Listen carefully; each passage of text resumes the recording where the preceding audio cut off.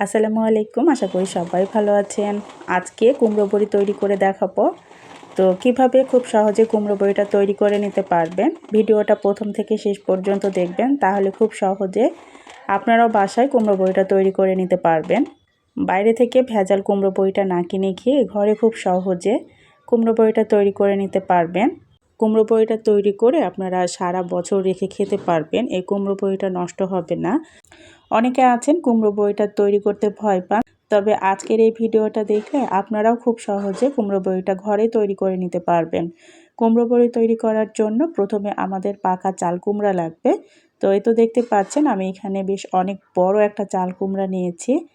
আর চাল কুমড়াটা কীভাবে চিনবেন, এই তো পাকা চাল কুমড়ার উপরে এইরকম সাদা চুনের মতো দেখা যাবে, তাহলে বুঝতে পারবেন এটা পাকা চাল কুমড়া। এবার চাল কুমড়াটাকে আমি ছিলে পরিষ্কার করে নিব। আর পাকা চাল কুমড়া দিয়েই মূলত কুমড়ো বড়িটা তৈরি করতে হয়। চাল কুমড়াটা আমি ছিলে পরিষ্কার করে নিয়েছি, আর উপরের যে নরম অংশটা এটা আমি ফেলে দিয়েছি। এবার এটাকে গ্রেট করে নিব। আমি এখানে একটা গ্রেটার নিয়েছি, আর গ্রেটারের যে চিকন সাইডটা আছে এপাশ দিয়ে আমি কুমড়াটাকে গ্রেট করে নিব। এভাবে গ্রেট করে নিলে খুব তাড়াতাড়ি হয় আর বড়িটা দেওয়া খুব সহজ হয়ে যায়। এই তো দেখতে পাচ্ছেন ঠিক এইভাবে কুমড়াটাকে গ্রেট করে নেব। আমি পুরো কুমড়াটাই গ্রেট করে নিয়েছি। আর কুমড়াটা গ্রেট করে নেওয়ার পর পানি দিয়ে একটু ধুয়ে নিতে হবে। ধুয়ে এরকম চালনিতে উঠিয়ে নিতে হবে। কুমড়াটাকে অবশ্যই ধুয়ে নিতে হবে, নইলে কিন্তু বড়ি তৈরি করার পর এটা খেতে টক লাগবে। কুমড়াগুলোকে গ্রেট করার পর আমি পানি দিয়ে ধুয়ে তারপরে তো চালনিতে উঠিয়ে নিয়েছি, পানিটা ঝরে যাবে। আর এইদিকে আমি 1 কেজি কালাইয়ের ডাল রাত্রে ভিজিয়ে রেখেছিলাম। আর এটা হচ্ছে খোসা ছাড়ানো মাসকলাইয়ের ডাল, এটা বাজারে কিনতে পাওয়া যায়। ডালটাকে আমি কয়েকবার ধুয়ে তারপরে পানিতে ভিজিয়ে রেখেছিলাম। এটা সারা রাত ভিজিয়ে রাখার পর এই তো দেখতেই পাচ্ছেন ফুলে ডাবল হয়ে গেছে। এবার পানি ঝরিয়ে এটাকে শিলপাটায় বেটে নিব। আপনারা চাইলে এটা ব্লেন্ডারও বাটতে পারেন।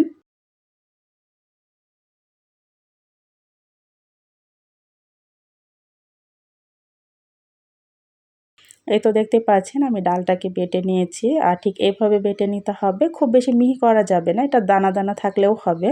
খুব বেশি মিহি করা যাবে না, এটা আধা ভাঙা করে বেটে নিলেই হবে। এবার সবগুলো আমি একসঙ্গে মেখে নিব। এখানে হচ্ছে গ্রেট করে রাখা কুমড়ো আর মাসকলাইয়ের ডাল বাটা, এটা একসঙ্গে ফেটে নিব। গ্রেট করে রাখা চাল কুমড়া আর হচ্ছে মাসকলাইয়ের ডাল যে বেটে রেখেছিলাম, দুইটা একসঙ্গে ফেটে নিব।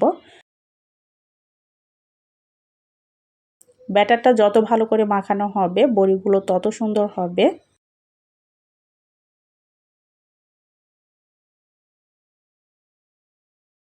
ব্যাটারটা রেডি হয়ে গেছে। এটা কিভাবে বুঝবেন, একটা পাত্রে পানি নিয়ে অল্প একটু ব্যাটার পানির মধ্যে দিলে দেখবেন এরকম ভেসে উঠেছে, তাহলে বুঝতে পারবেন যে ব্যাটারটা রেডি হয়ে গেছে।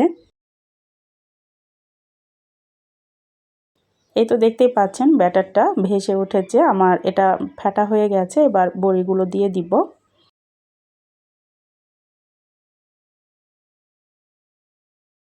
তো সব বড়িগুলো আমি দিয়ে দিয়েছি। তো দেখতেই পাচ্ছেন ঠিক এভাবে আমি সব বড়িগুলোই দিয়ে দিব। খুব বেশি বড় বা খুব বেশি ছোট করব না, ঠিক এভাবেই দিয়ে নিব।